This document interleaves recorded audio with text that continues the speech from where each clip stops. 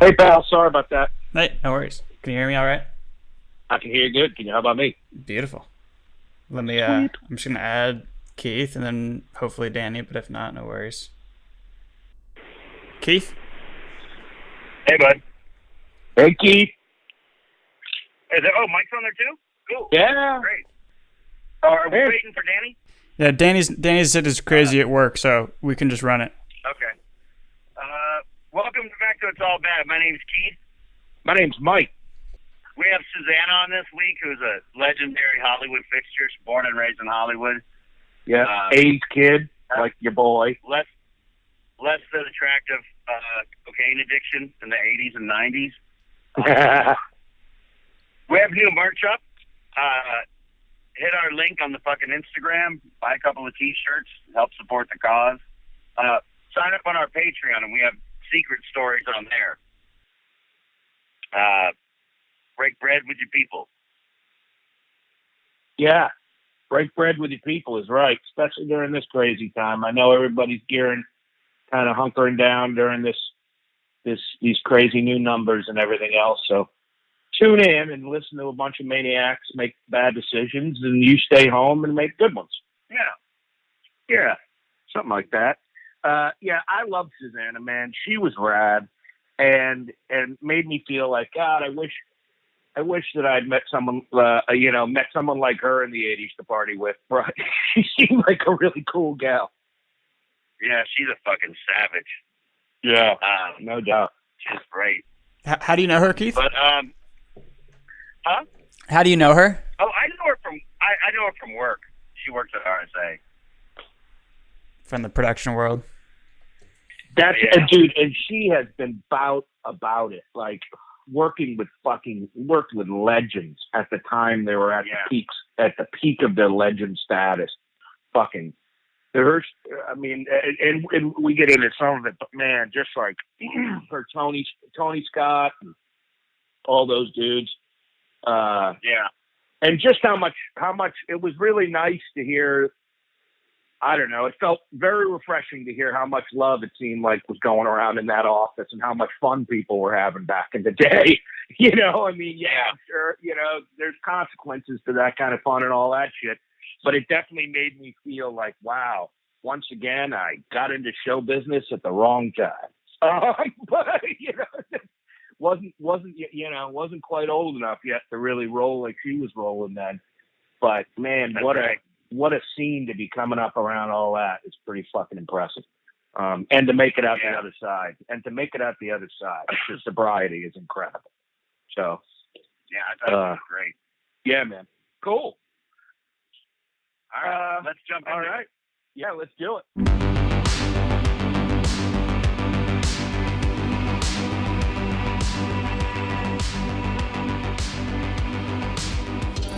Give me one quick second. All right, I'm waiting for my coffee to brew. Of course you are. Yep. Said I Mike woke up from weed, a nap. Mike's weed delivery guy will show up in 20 minutes. He's coming right now. He's coming right over. We're gonna have him right on the show. Just be like, "Hey, how you guys doing? This is Joey." Yeah.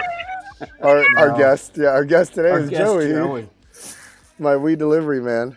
Are you getting that dime bag that's actually really a $10 bag of oregano, which you used to get down by Good Samaritan? Oh, Fifth and Hoover. Anybody remember? Oh yes. Wait, did you say Good Samaritan? Yeah. Hospital. Yes. Down by Good Samaritan.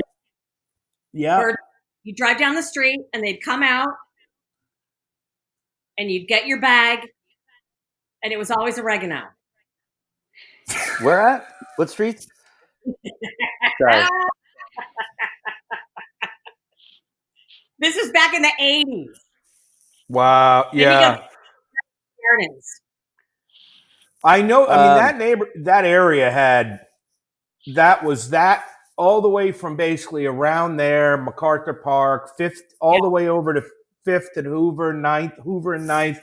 That whole area, I used to be driving around there all the fucking time, just buying $5 worth of weed at a shop of just the worst weed you've ever had, just absolute crap. Yeah. Once in a while, you get like a semi-decent bag, and I'd be so fucking over the moon. I'd be like, yeah, this is great. And the thing is like, at that time, it was the height of pot in Yeah. in LA, like to date. It was the height, not like it is now, legal and whatever, but like Right. it's not massive, like everybody's just walking around smoking weed. But No. but it was the first time. It was the Chronic and the Kind and all that, whatever the fucking dumb And the names Thai they had, and the Thai, all that shit. Like you could get great weed in LA, Yeah. but not me, because when you're Fine. broke and you jump in your Ford Escort and you go down to Oh. Hoover and Ninth for There you $5, you get what you get. You Yeah. get what you get. Yeah. In, Well, you in, know. in Covina, we would buy it through a drive-through 7-Eleven, but it was all like you would drive through the parking lot of 7-Eleven. There was stoners just playing hacky sack. Oh wow. But and then in El Monte on Maxon Street, you could drive through the park and buy it from the Cholos. And this skinhead and his wife were driving through there. They had their kid in the car seat in the back, in like a green Toyota Celica, and they grabbed the weed from the Cholo and then tried to take off with the money. And the Cholo jumped on top of the car and was literally trying to, on the sunroof, trying to pull the kid out of the sunroof. Are you serious? Yeah, they're driving away like stunt people. That's a dark story. That's no, it's amazing. I think I've told it before. It's like I was waiting to start it.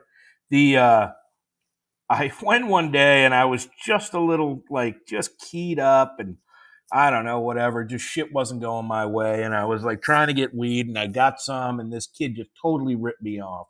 It was, usually you'd get handed a piece of newspaper and in that would be the dirt weed, it'd just be a crumpled up piece of paper.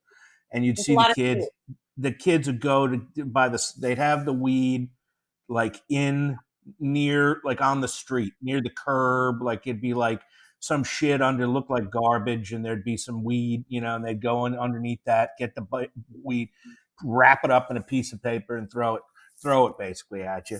And one day there was nothing in it, and I was just like, "Fuck this! No way!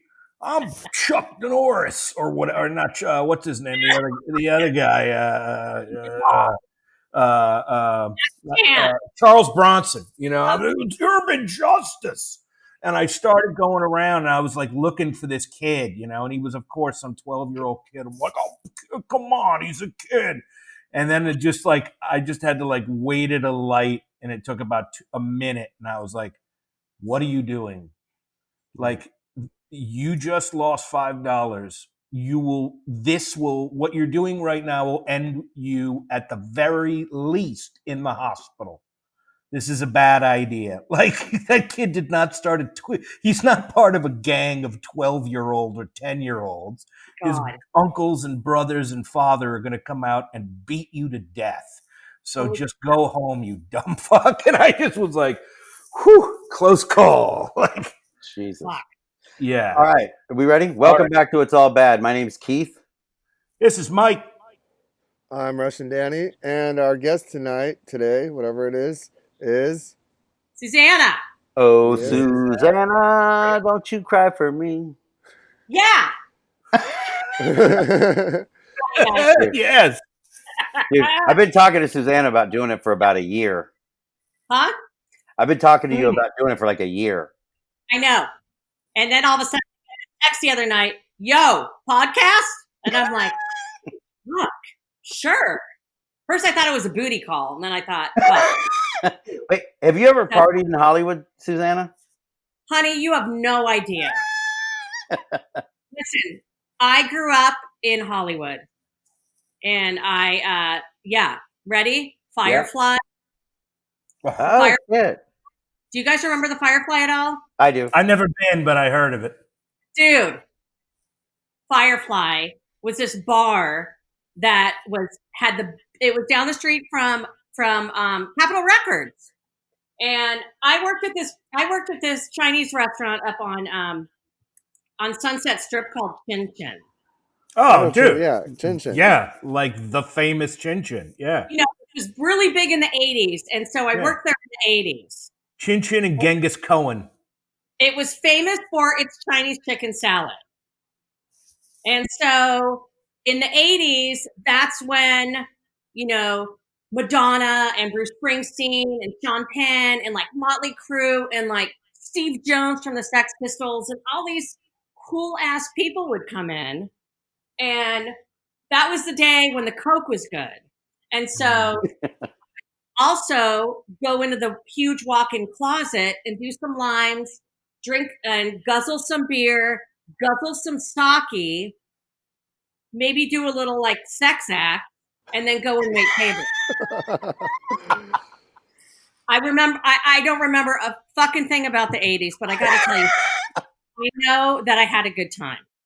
So we would hang out there and things would close early, so we would get hammered and then go to the Frolic Room in Hollywood. Love the Frolic Room. Love the Frolic. Firefly, which had probably one of the greatest old jukebox ever, like Patsy Cline and Frank Sinatra and stuff, and party there. And God, what else was out there? Frolic. The Cat and the Fiddle was still there. Peanuts. Right? Remember Peanuts was like a rock and roll club on Wednesday and Thursdays? It was like Bordello on one night. And was Peanuts on Crescent Heights and on Sunset Boulevard where what was the Eurotrash place called? Oh my God, ready? Coconut Teaser. I love Coconut Teaser. Dude. But that was the Eurotrash area. Right. Wow. Right? Yeah. Where was Peanuts? Peanuts was on Santa Monica, and do you know where it is, Danny? It's still there, but it was a gay bar. But then 2 nights a week, it was Bordello on Wednesday nights, and it was English Acid on Thursdays. That was about 88 to 90. Ugh. Oh, that's straight. Listen to that Wolfgang Press and whatnot. What was that place on Highland? On where? On Highland. Highland. It was called Ice. But do you remember Powerhouse and Vertigo? Yeah. Powerhouse is still there. What? Powerhouse. Yeah, Powerhouse. Okay, don't remember going there, but I know I was there. I got a really quick little Powerhouse story for you guys. Since you brought it up. So I worked one of my first jobs I had. I don't know if I ever mentioned this on here or not. My first job I sold puka shell necklaces and mood rings at Universal City Walk at one of the little carts, and then there was also a cart at what's it called, at Hollywood and Highland, like right when the mall opened, And I'm a little younger. I don't know if you noticed or not, but whatever, But so we would go and like you would get to know the characters, like the Hollywood Boulevard characters, like the fucking superheroes, Superman that had that great fucking documentary about him, Tragedy, and then and there was this one dude, and he was little Mr. T. And he was always out there, and he was a little Mr. T, like a little dude that was Mr. T, and he was always my favorite. So I had this game where, it's funny because I helped get this friend into rehab a little while ago. And we were talking about like how insane it was, where like we were doing a lot of coke, like that's when it was like just fun. And we would just like go and get a bunch of blow. And we came up with this game where I forgot, we had like a cool name for it, but we would basically like see who could do, like we would try to like one up each other on like who could do coke off of like whatever different thing, like we did the record, like where, we did a line on a record and then turned it on and then snorted it as the record went around, we did a cop car at a music festival once at Coachella, not realizing that there was fucking cops inside of the cop car while we did lines of cocaine off of it. Did not get arrested. I mean, it was just like insane.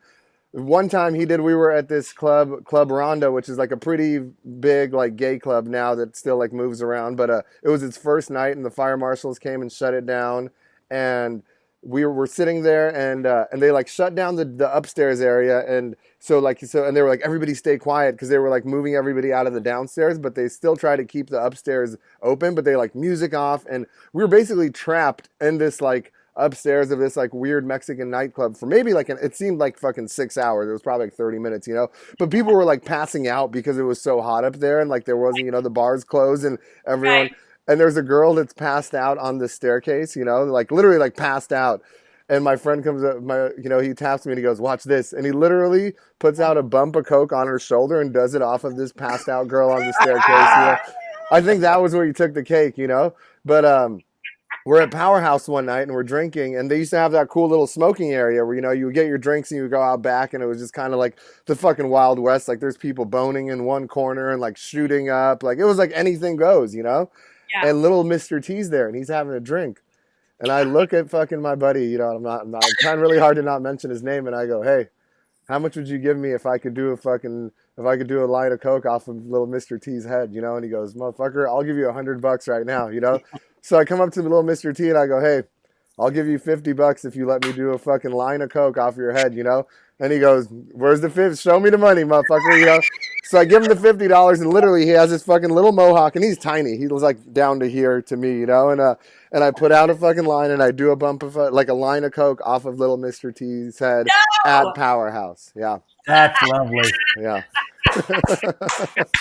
that's awesome. I've had Coke done off my head. Have you? One time, yeah, outside.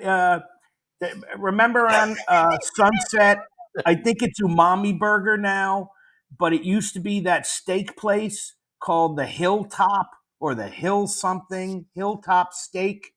It was like they had some hipster. We used to call it the hipster steak place. You'd go in and you'd have to eat steak in some unconventional, like share big table with somebody or whatever the fuck they were doing. But anyway, a buddy of mine had his bachelor party there, and that night I was out front, and there's actually a photograph of my friend just taking a line off. And I got to tell you, with the way my head looked that night, I wouldn't have fucking done a line off that my just sweaty pink model dome. Just like, yeah, no, dude. It's like, yeah, why don't you just put a cocktail shrimp on there and have one of those too? Nasty. But they did. They insisted, and they did. And that was the cure for COVID.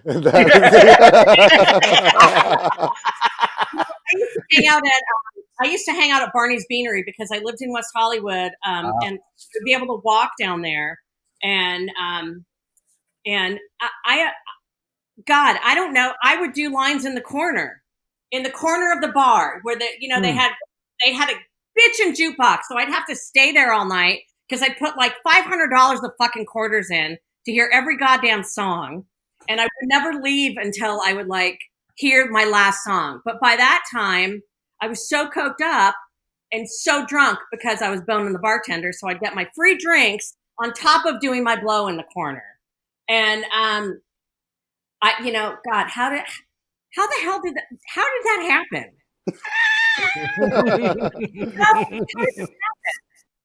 Wait, I it's so weird. I'm coming up on 15 years sober in November, and the weird thing is I got arrested a bunch of times. Yes, I've been in rehab twice, and yes, I did go to Sybil Brand, which is closed, and I don't look good in orange. I'm just telling you guys right now. Orange is not my favorite color. And I kind of think like how this COVID thing, being stuck in my house for we're on like 100 and something days right now. This would be like the perfect time to just party my fucking ass off. I mean, like, this is probably like, and we have to do those Zoom AA meetings, and it's weird, Yeah. I don't know where I'm going with this fucking story, but the story is that I guess I'm glad I'm not loaded. Yeah. Yeah. I'm glad, because this is one of those times where, as being in recovery, this is when you have that dirty thinking, that stinking thinking, and God, what could I do in my life now, or what, this isn't going to happen for me, or whatever, and it's fucking scary. These are scary fucking times. Yeah. I'll say this. I remember when my career went from going really well to down the toilet inside of a year. And that was around 2011. Yeah. I had the best year of my career in 2010 to date, and 2011 was one of the worst I've had since I've lived in Los Angeles. And the first year I lived in Los Angeles, I made $6,500. You don't even have to claim taxes if you make $6,500. They don't even make you. They're like, please, just fucking keep it to yourself, buddy. Yeah. Right? Try to get a job, And so, like, I had this brutal fucking year, and I remember being like, it was in my 40s, and I was like, this is fucked. How am I going to reinvent myself? How is this going to come around? Like, this business is dead. The fuck was I thinking? Why did I get in the advertising? This is crazy. Like, at that moment, like, acting seemed like a better choice, like, it was just insane. And I was like, I can do this. Like, this,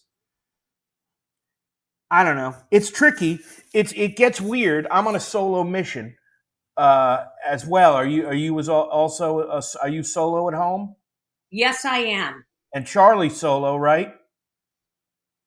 Sort of. A family nearby. Family nearby, right? Family nearby. Yeah. Keith has family. Danny has.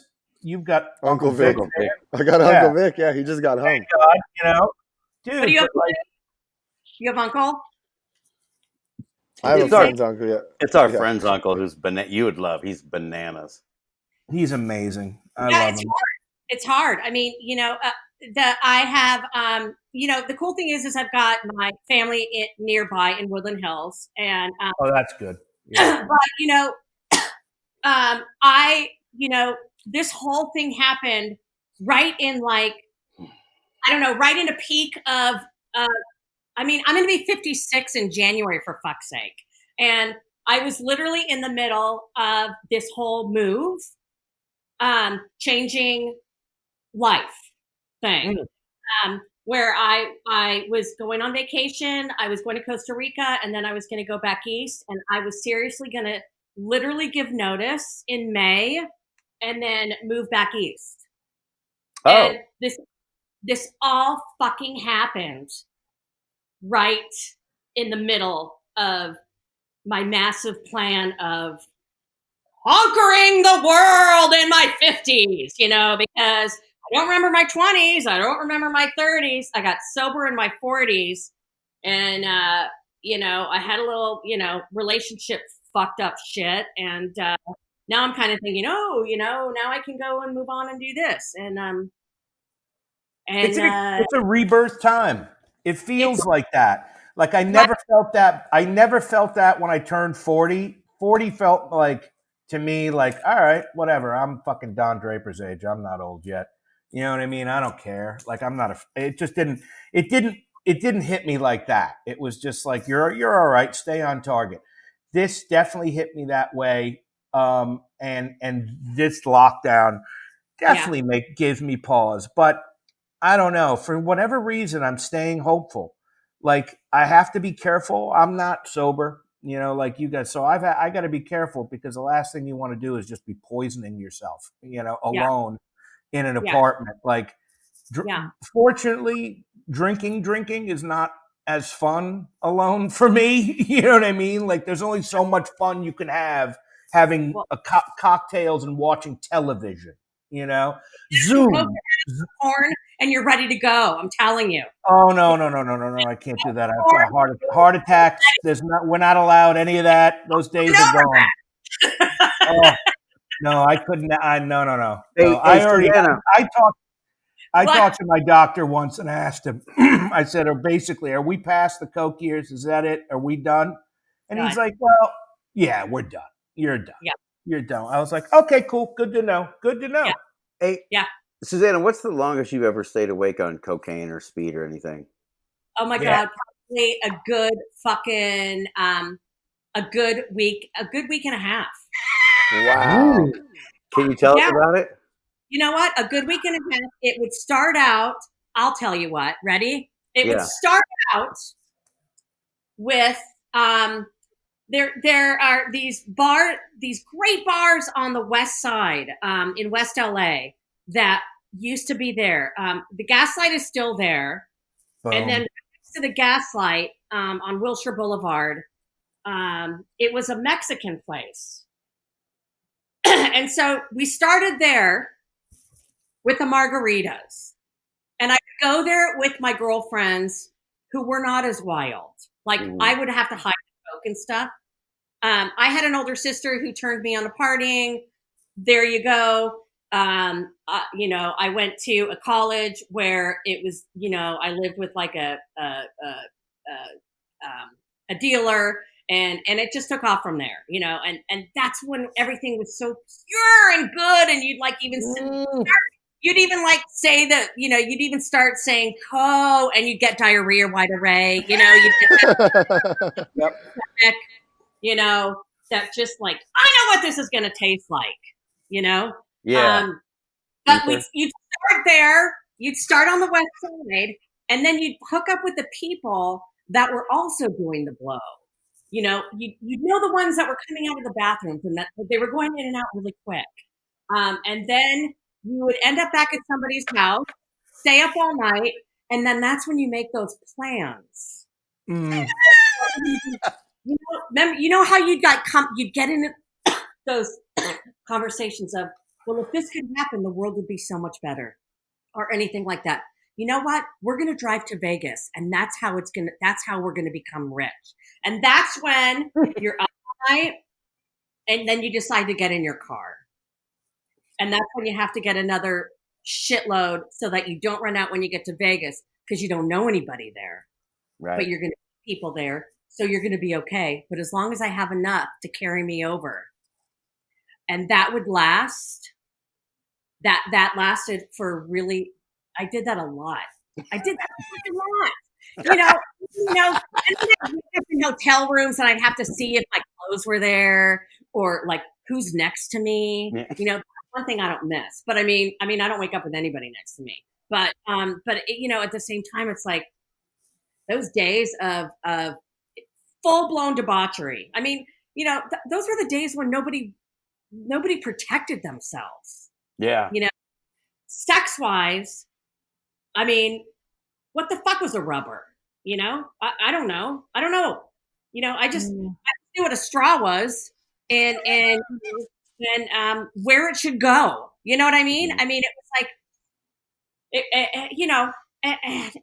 it's crazy. It's crazy. And then driving on it. Oh my God, the times that I drive on it and have it in my car, and I'd have I had a station wagon, and it was a blue station wagon. It was bitchin', and it had like, the way that the back would go down is a key. Who has a key for their car anymore anyway? You do a key, and the back would go down and all that kind of stuff. And we just pile people in and be doing blow in the car, and just, oh God, it's like, it just gives me such a headache now. I don't know how I did not die.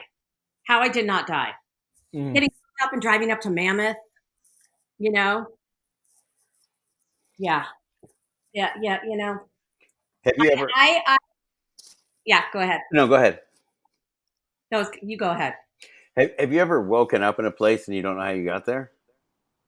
Yeah, a bazillion times.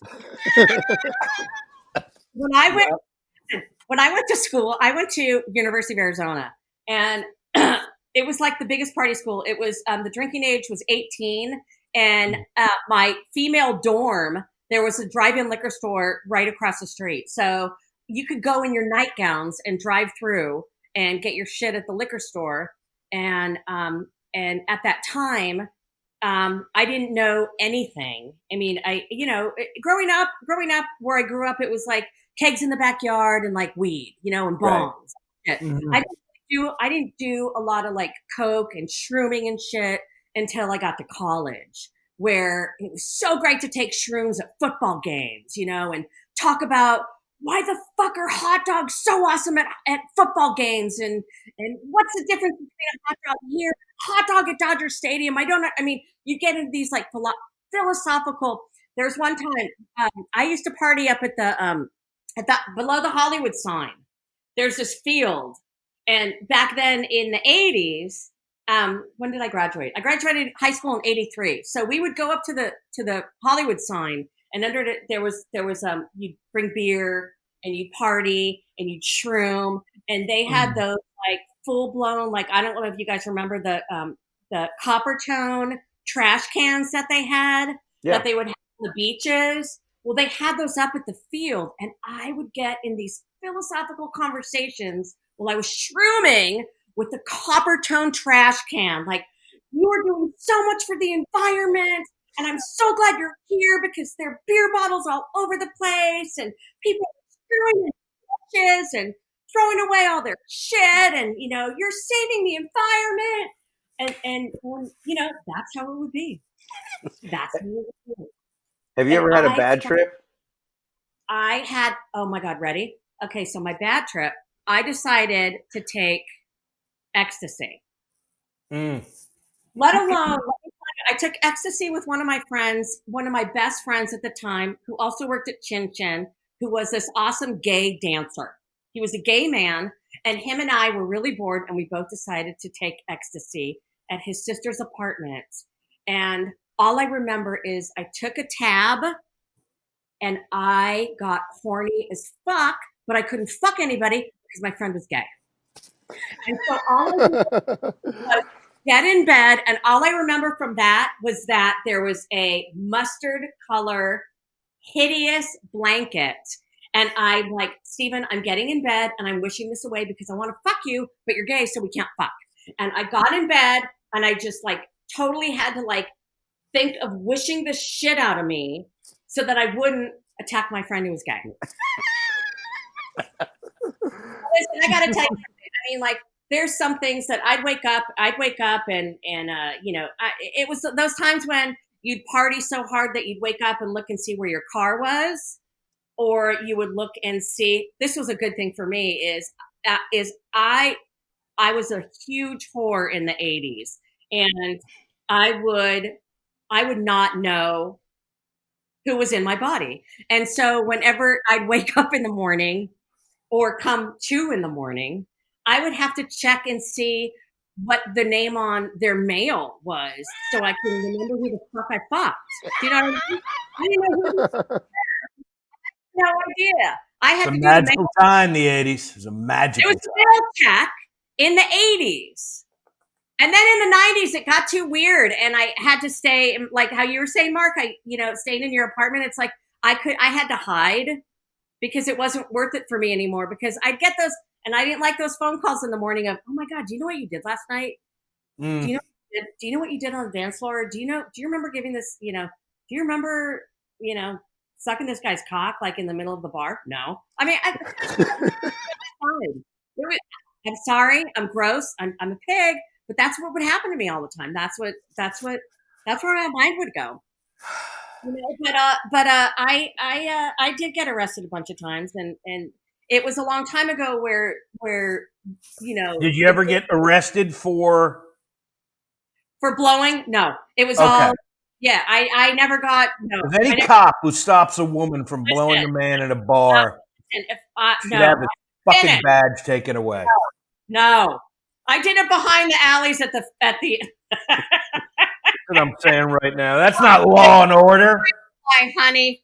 You would see it in the alleys behind the alley at the Firefly, which is where they would light the bar on fire. But once in a blue moon, they'd take that Bacardi, that lighter stuff. And they'd light it, and then they'd light it on fire. Every other couple times they do it. It was really fucking odd. But they got. They got shut down. But anyway, but I got arrested a bunch of times, and it didn't do me any good. I don't remember my 80s very well. I had a bunch of family died in the 80s, and so I just kind of used my thing to numb.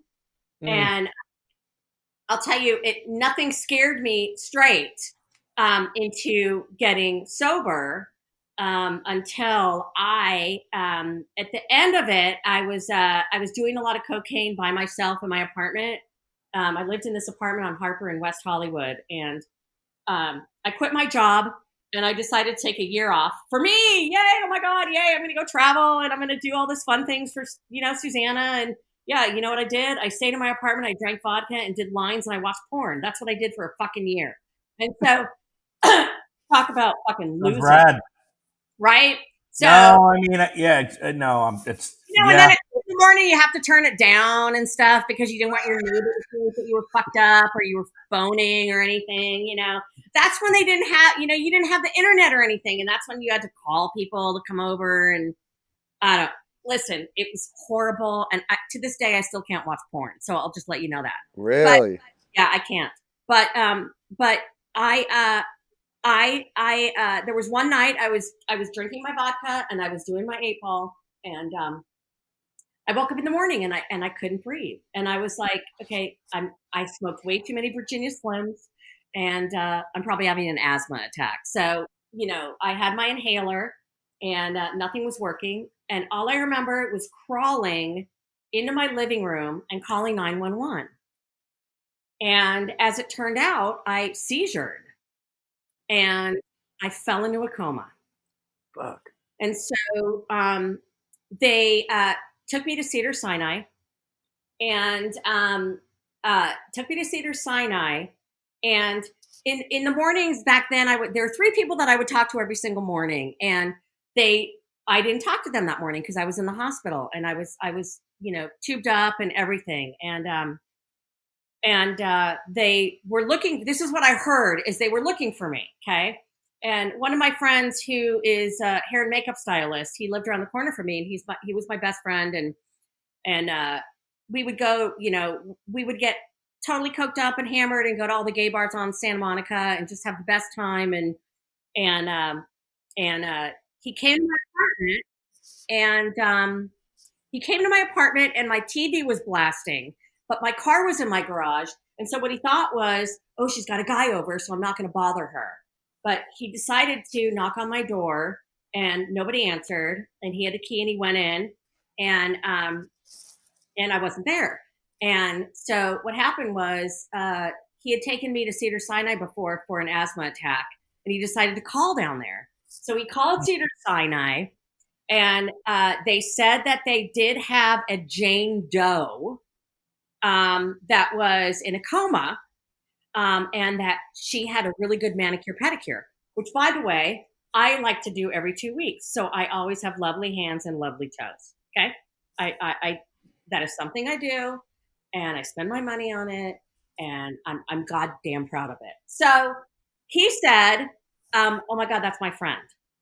And he went to Cedars-Sinai, and they wouldn't let him in. And my ER doctor came out to talk to my friend. It turned out that my ER doctor had met my friend at the Foo Bar, which is a gay club on Santa Monica Boulevard. He had met my friend at the Big Dick contest, and they had exchanged phone numbers. And from then on, cock is my friend. I got taken care of because my friend met my ER doctor at the Foo Bar, and I was taken care of, and they let him in. And I was in Cedars-Sinai for a whole week, and then I woke up and I went into rehab, and that scared me straight. So that was it for me. That was pretty close. Yeah. Can you tell us the story about you when you worked at Chin Chin, you know, when you slipped on something?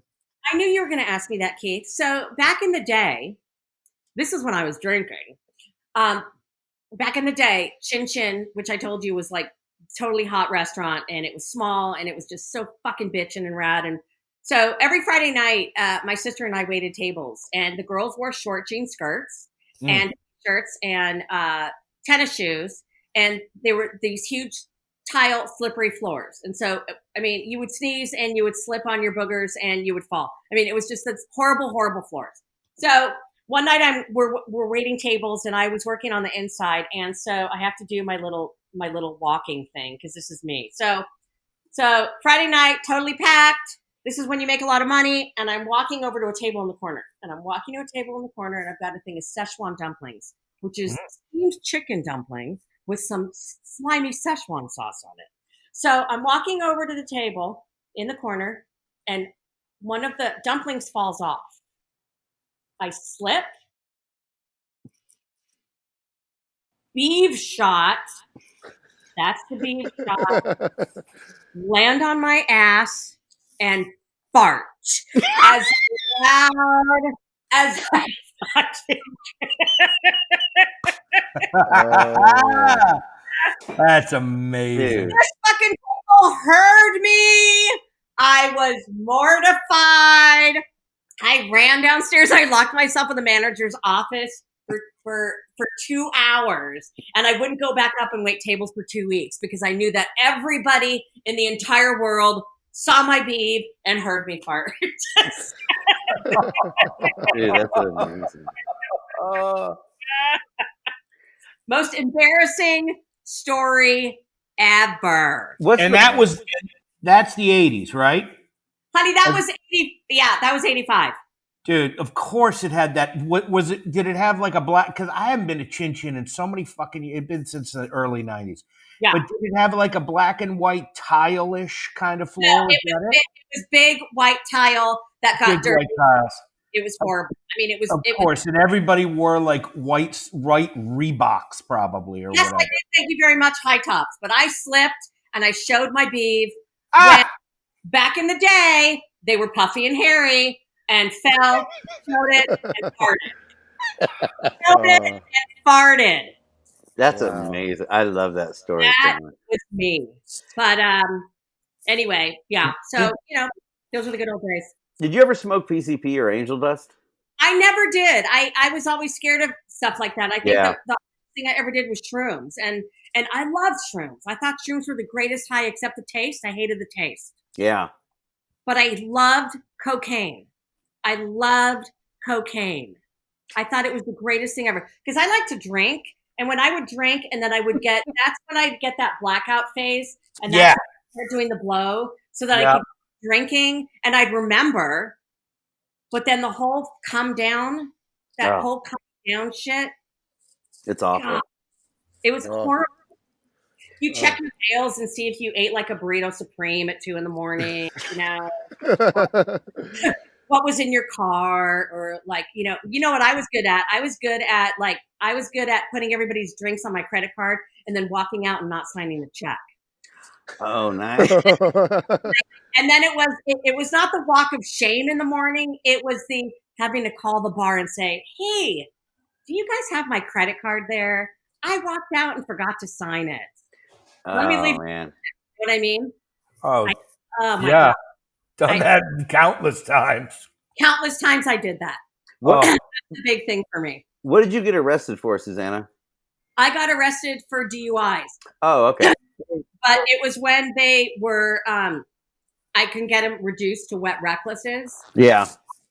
But there was one time, my first DUI was when I was 17 and I was at a party in Bel Air. And I was driving home from the party and I hit something and my car was totally trashed and I have no idea what I hit. And I ended up in the Beverly Hills jail and my parents wouldn't come and get me. And then the other times were DUIs in the Valley, like around Lancashire, right by Universal Studios and stuff. But there's one time that I got thrown in jail and it was civil brand and God damn it. That was horrifying. And you'd think that would have hit my bottom, that hitting my bottom would have been in jail. I was in civil brand for 5 days. And it was because they didn't have my records of me going to a 90-day rehab in 87. Mm-hmm. And they didn't have that record of me. And they thought I had totally bailed on it. But I had totally did the time. I had totally done all of my what's that stuff you have to do when you're community service and everything? Yeah. You do like all those hours of community service and all that kind of shit. And I did the freeway thing. I don't even know if they do that anymore. Did you guys ever do the freeway shit? Cleaning up the freeway? Yeah, no. Caltrans. Yeah. Caltrans, thank you. Yeah. Yeah, that's still a thing. Yep. I don't even know if they do that anymore. Do they? Oh, yeah. Oh my God, I hated that. So the worst. I had to do that, and the courts didn't have it in my file, so they stuck me in jail. And I got stuck in jail, and they gave me the how you're in jail, how you're in jail and you're waiting to get processed. Yeah. And I was like missing a shoe. and like a sweater and I mean, it's like I don't know where the fuck I was. I had a habit of losing clothes left and right. You know what I mean? When I was loaded, and you're in that holding tank with all these other people, and you're kind of thinking, oh my god, I'm kind of like the only normal one looking here, and so they're gonna release me, but they never did, and they kept me in there for 5 days, and I kept waiting. You know, you're in your bunk bed, and they give you that little bitty thing of soap and a toothbrush, and I mean, I was scared to like go into the bathroom. I was scared to shit, pee, whatever. I stayed in that bunk for like 5 days. I would not move, and I wouldn't even go to chow hall to eat. It was just horrifying. That's a horrifying experience. The women's jail is supposed to be way more terrifying than the men's, they say. Oh my god, women's jail was so and Sybil Brand's not even there anymore. But right. It was scary. It was scary, and I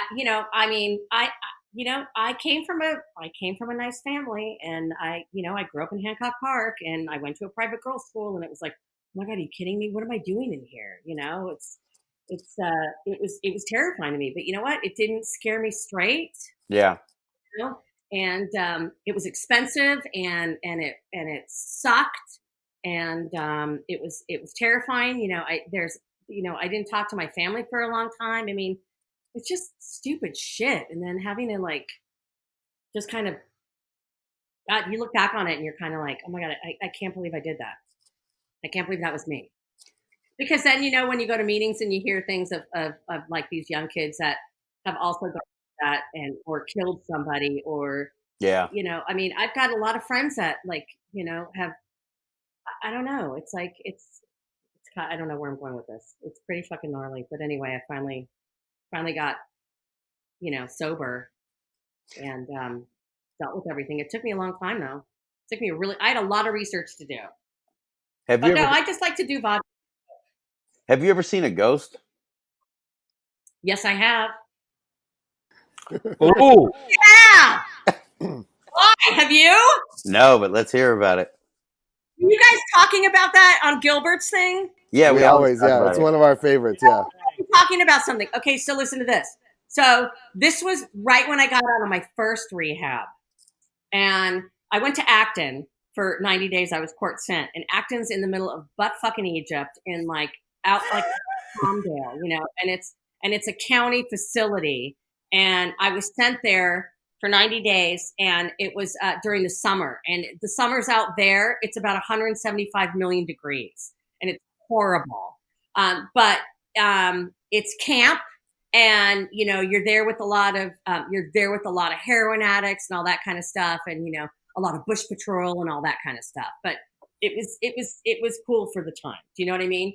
But I came home from that 90 days, and I rented this guest house where I was living, and I don't know if it was an outer body experience or if there was somebody in the corner, but I dozed off on my couch, and I saw myself get out of my body.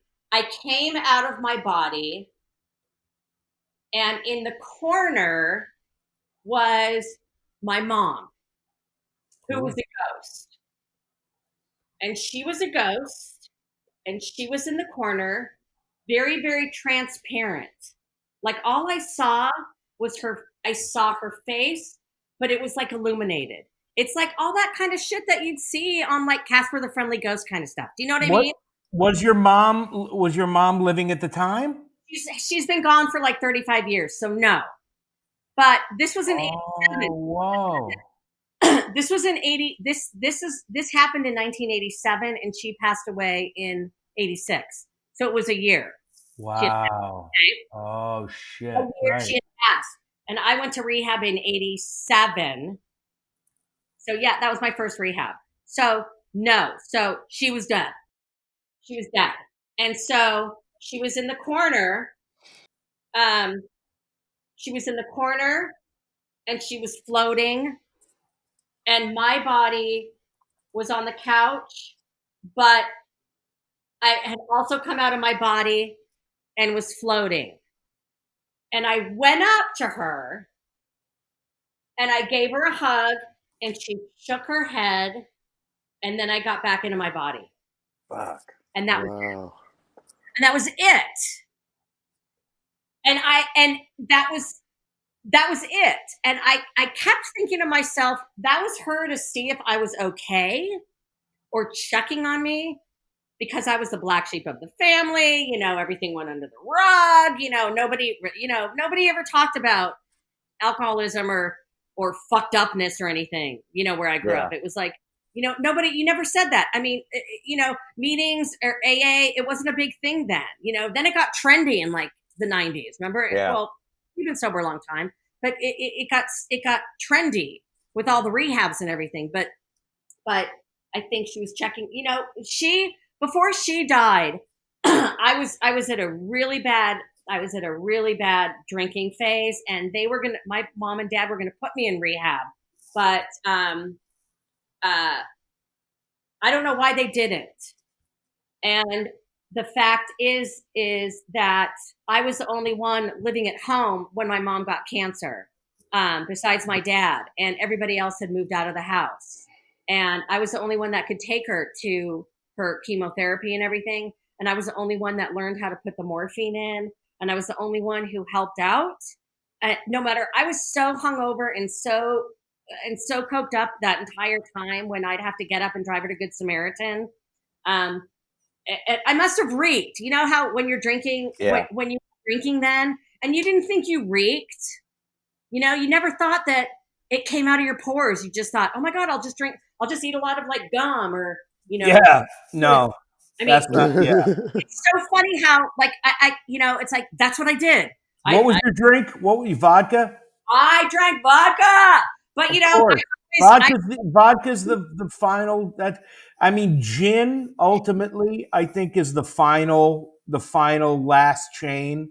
Like if you're drinking gin like you drink vodka, the end is nigh. At a certain point, you drink a third whiskey and you're like, I'm drinking gasoline. Like, what the fuck am I doing? Yeah. Jägermeister was good for me. Jägermeister was good. That was good for me. But that's bold shit, man. Jaeger, I can do a few shit. That makes me want to puke up. Jägermeister was my drink where I would go crazy. Barney's Beanery, do karaoke and wet t-shirt contest, and my song to be my song. I love Def that. Leppard, Pour Some Sugar in Me. Fuck yeah. Fuck yeah. So anyway, you're thinking that you're not smelling or anything. Yes, and right. I'm sorry, I'm going to be gross, but I probably fucked something, and I probably had cum all over me. So I've got like the cocaine nose, the vodka, and the I'm sorry. No, don't be sorry. I'm delighted. That's my happy face, the smile face. I'm HR's worst nightmare. We don't have a department like that here, so it's all. It's like no hold barred, and why? Come on. Yeah. We all talk dirty. We all say shit. I am never holding it back. So I really think that was her way of checking to see if I was okay, because it was a year and I had just gotten out of rehab, and I was sober at that time for about 2 minutes, and then I had to go do more research. But I came close to heroin and all that kind of stuff, and I never did any of that stuff. I really didn't. I didn't either. I loved hash. I went to Amsterdam, and oh my God, could I have moved there and just like lived on a houseboat and smoked hash my entire life. Oh man. I did that whole thing at age 21 where I needed to like find myself. It was right after my mom died, and I had worked at Chin for a whole year, Chin, and I decided to backpack through Europe, which, by the way, I don't fucking remember, but I decided to backpack through Europe during the summer, and I went, my first thing was in Amsterdam, and I met a guy who lived in Venice Beach for 6 months out of the year. But for 6 months out of the year, he sold hash in Amsterdam, and he made a living of it. And then he can go back to California and live in Venice. But that was in like '87. I'm sure it was real cheap then. You know what I mean? Yeah. But losing my passport and my shoes and being on a train from oh my God, I was on a train from London to Italy. I don't know. You did the Europass thing back then, and I had like stinky fucking feet because I never showered and I was drunk the whole time. And all I remember was literally losing everything there. And on a ferry that you would take I ran out of money and I had to take a ferry from Italy to Greece. And I drank so much on that ferry that I passed out and I can't remember where I ended up. Wow. I'm in a foreign country and I didn't care. Right? Those are the days that you get away with that. Yeah. Yeah. The world was a lot kinder to that experience then than it would be now, for sure. To that experience. The world you'd be kidnapped and in the back of a van within fucking a half hour. Dude, on that boat, some fool would clock you and just some Mossad motherfucker. And the next thing you know, you're just in the trunk. I'd be totally dead. I'd be totally dead. No, for sure. And it's just odd to think about, it's so funny because, a lot of people that I work with never knew that I had a problem. To this day, they were like, we didn't know you had a problem. We never knew you had a problem. And I'm like, because you hide it. Yeah. I don't know. I had to hide. What do you feel like the business is now? Like, do you feel like the culture, what do you feel like the drug and booze culture is like in the business now compared to the way it was? You know what? This is all I see is I see a lot of weed. I see a lot of weed and I see a lot of Xanax. And people still drink. People still drink a lot, but the people that a lot of wine. But wine. People love to say that. Oh, we'll get some wine. Let me just get 3 martinis before that, but I don't know. We're going to have wine. I love. But you know what? The people that I work with are 40 on up. Yeah. And married or whatever. Yeah. Not like like when I was going out there, I was going out to have fun and get laid. That was it. Yep. I was going out there to have fun and get laid. That was it. But people nowadays, it's like they go to their dinners and they do this or they do this or when you're on location, I know that people get out of hand on location and stuff. I'll tell you what was odd is when I got sober. I moved with my ex-fiance. We lived in Valencia, and the program it's a small knit community out there. But what freaked me out is that the kids that were in high school out there, their big drug was heroin and pills, and I didn't grow up with any of that. In my day, I didn't grow up with any with pills or with heroin, and it was really, really odd. And I thought, don't people get loaded on like with bongs or like kegs anymore? And I was so fucking old school, like Mad Magazine and all that kind of shit. I didn't know any of this other stuff, and now it's so advanced. And when I got out of rehab, I remember it was so odd because I started watching Intervention, and you guys know that show. And I was the best because I know show. Candy Finnegan, she's totally bitching, and I know her. And so I started watching her show, and I thought that, there was a girl on that was huffing, and she was huffing like that stuff that you clean with duster, dust off. Dust off. Yeah, and I thought, what's that? Like I didn't like all this stuff. It's all new to me. It's all new to me. And I still listen to like Led Zeppelin and Rolling Stones. I don't listen to any new shit. You know what I mean? I'm totally I don't like to hear any of this new drug stuff. I don't know what those horse tranquilizers are or anything. I've never done any of that stuff because I think I was too, you know, I liked my sheltered fucked upness. You know what I mean? I did. I liked my sheltered. I did the same stuff, but I go home with different people. I had a change of wardrobe for every goddamn night. You know what I'm saying? Yeah.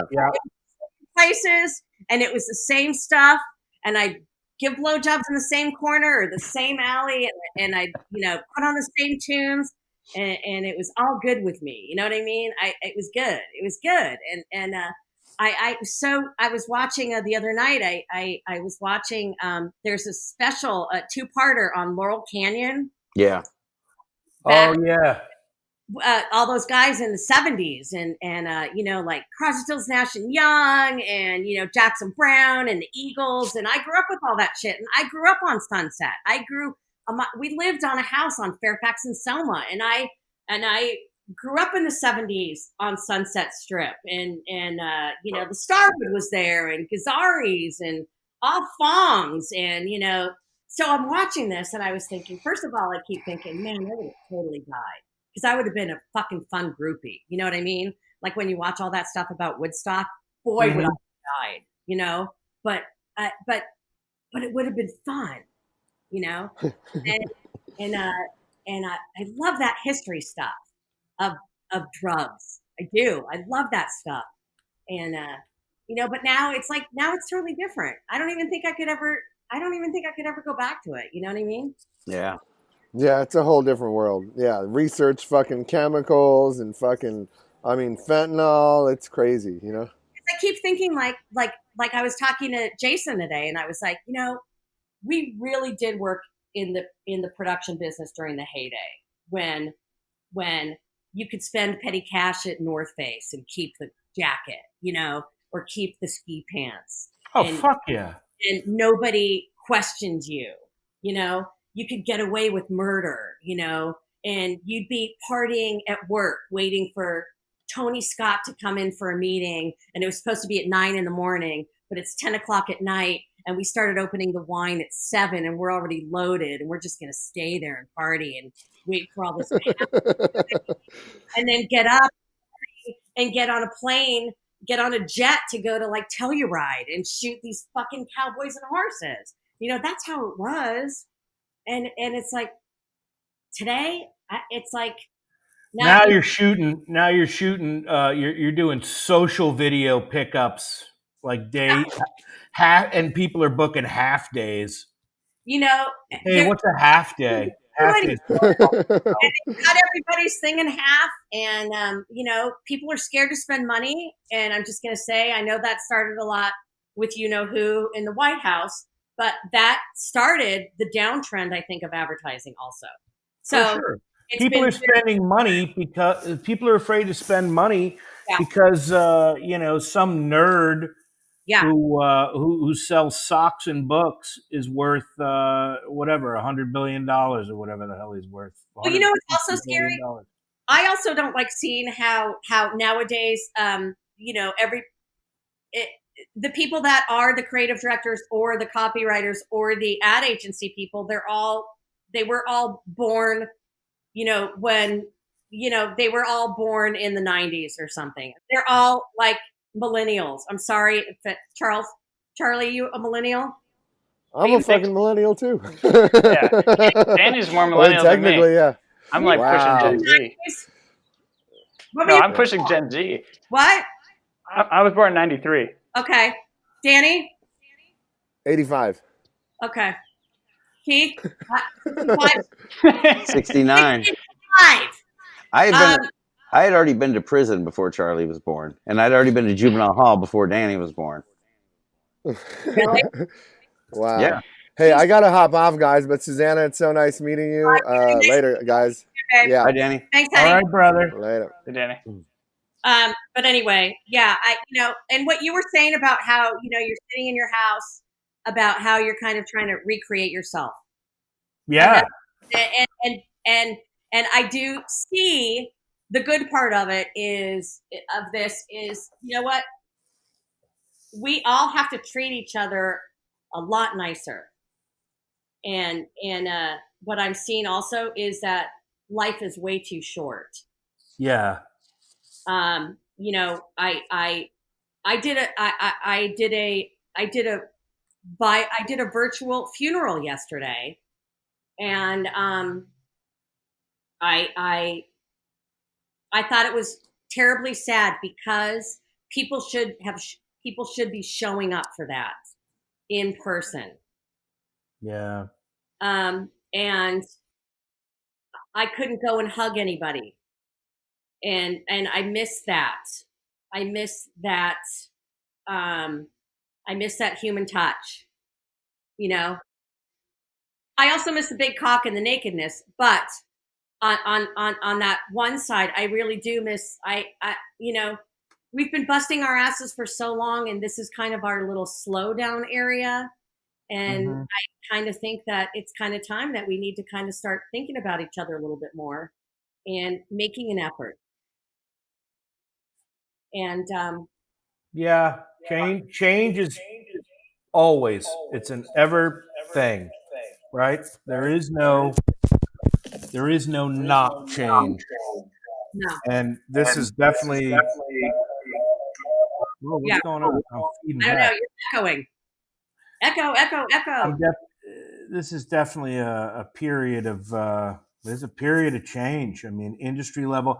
I mean, I guess the one thing that is sort of in some way comforting when you had mentioned, you know, it versus 9/11, there was this, as much as we're all separate, I don't feel lonely, and I feel like more than ever I could reach out to any of my friends, you know, that I could call Keith or Zoom Keith or Charlie at any time.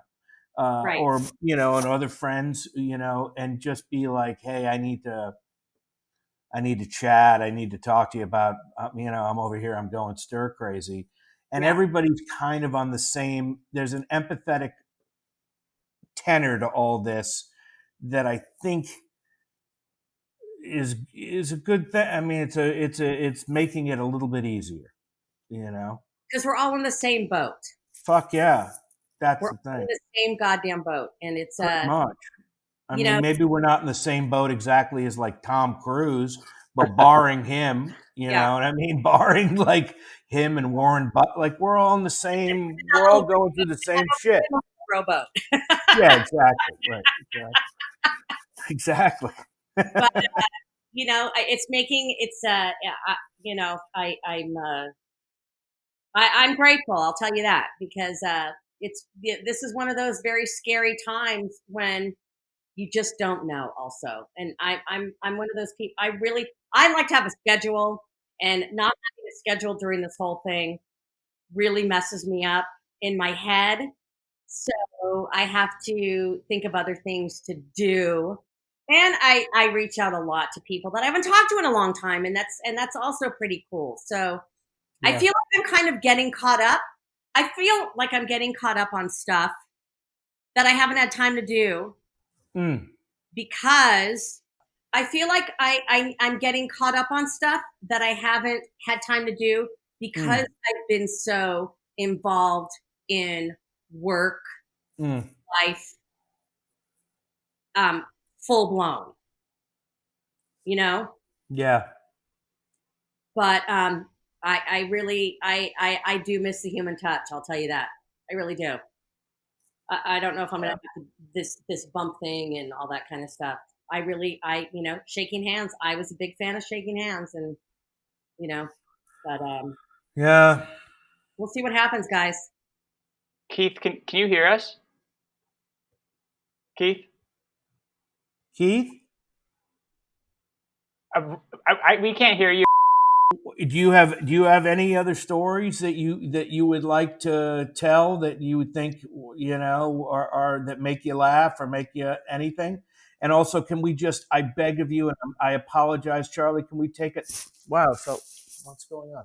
What? It was an earthquake yesterday morning. Can we break for just 30 seconds while I go to the boys' room? I apologize for that. Sure. I apologize. It's a brine. I have the bladder of a brine shrimp in my old age. Excuse me. Do whatever you have to do. Keith, did you reload the page? Can you hear me? I can't hear you guys. Why does he look like a priest? I can't hear Susannah at all. Keith? Try and reload your Zencaster, Keith. How do I reload it? Just click that thing at the top, Charlie?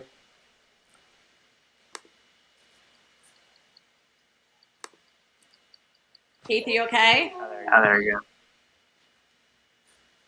Lupe. Are you good, Keith? I don't know what else I have to share. Oh, now I can hear everybody. We can wrap it up. I think we're good, right, Charlie? I think we're good. Charlie, we good? I can't hear Charlie now. That's my bad. Oh. Are there any stories that you know Susannah has that she didn't tell, or? No, he definitely wanted me to tell the Chin Chin one. Anything else you can think of? No. I just rattled. I just rambled. I'm sorry. No, you did a great job. Great. That's awesome. Okay. All right, we can wrap it up. We're good? Yeah. Yeah. Okay. Thank you, Susannah. Thanks so much for coming on. Thanks for having me on, you guys. You guys really rock. It was awesome. Thank you. All right, sweetie. Take care, you guys. Okay, bye. Okay, bye.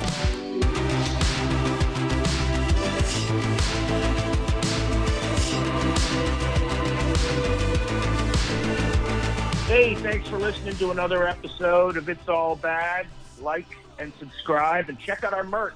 We got new merch on the Patreon page, t-shirts and we're excited about it. So yeah, spread the love and as always, we appreciate you and thank you for listening. Anything else, Keith, you think? No, that's it. See you guys soon. See you soon. Support Cafe de Leche. Oh yeah, support Cafe de Leche. Great coffee. Nice people, great coffee. All right, thanks.